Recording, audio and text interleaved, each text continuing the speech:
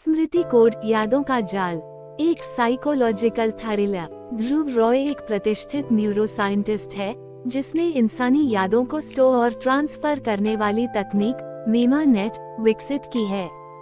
उसका मानना है यादें मिट जाएं तो इंसान नया बन सकता है, पर जब उसकी खुद की यादें गायब होने लगती हैं और अजीब सपनों में उसे एक अनजान लड़की की जिंदगी दिखने लगती है, तब उसे समझ आता है कि उसकी तकनीक उससे खेल खेल रही है। ध्रुव की नींद टूटती है एक डरावने सपने से। एक लड़की पानी में डूब रही है, उसकी आंखों में चीख है पर आवाज नहीं। सपने में लड़की का नाम मीरा अरोरा होता है। सुबह होते ही ध्रुव को महसूस होता है कि वो अपनी बहन का नाम भूल गया है, लेकिन मीरा का चेहरा, उसकी आवाज सब साफ है। धीरे धीरे ध्रुव छोटी छोटी बातें भूलने लगता है। कॉफी में शुगर डलवाना, अपने पालतू कुत्ते का नाम, और यहाँ तक कि एक पुराना रिसर्च पेपर जो उसी ने लिखा था। लेकिन एक चीज उसे बार बार याद आती है, मीरा की डायरी के कुछ पन्ने जो कभी उसके हाथ में नहीं रहे। ध्रुव अपने लैब के डाटा लॉग चेक करता है।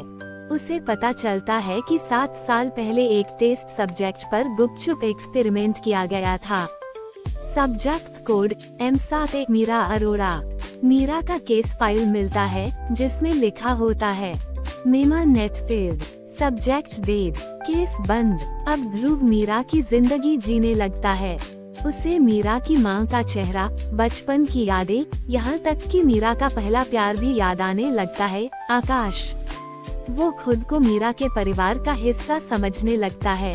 एक रात उसके हाथ कांपते हैं जब वो आईने में खुद को देखता है। मीरा का चेहरा दिखाई देता है। ध्रुव मीरा की मौत की तह में जाता है। वो जानता है कि उसका एक्सपेरिमेंट ही मीरा की मौत का कारण था, पर फिर उसे एक और सच्चाई पता चलती है। मीरा ने खुद को मारने की कोशिश नहीं की थी, किसी ने धक्का दिया था। लैब की एक सीसीटीवी फुटेज सामने आती है जो किसी ने डिलीट कर दी थी, लेकिन रिकवर होने पर जो ध्रुव देखता है उससे उसकी आत्मा कांप जाती है। वो खुद मीरा को धक्का दे रहा है। ध्रुव की दुनिया टूट जाती है। वो मीरा से प्यार करने लगा था, लेकिन एक्सपेरिमेंट फेल होने के डर से उसे जानबूझकर मशीन से जोड़ा और मौत दे दी। गिल्ट से घिरा ध्रुव खुद को पुलिस के हवाले करने वाला होता है, पर तभी उसका असिस्टेंट रेहान उसकी गिल्ट मेमोरी मशीन से डिलीट कर देता है, ये कहकर कि दुनिया को तेरे जैसे जीनियस की जरूरत है। अब ध्रुव एक नए नाम से विदेश में है, पर रात में अब भी वही सपना आता है। मीरा पानी में डूब रही है, पर अब उसकी आंखों में चीख नहीं, मुस्कान है। शायद मीरा माफ कर चुकी है, या शायद वो अब भी ध्रुव के अंदर जिंदा है।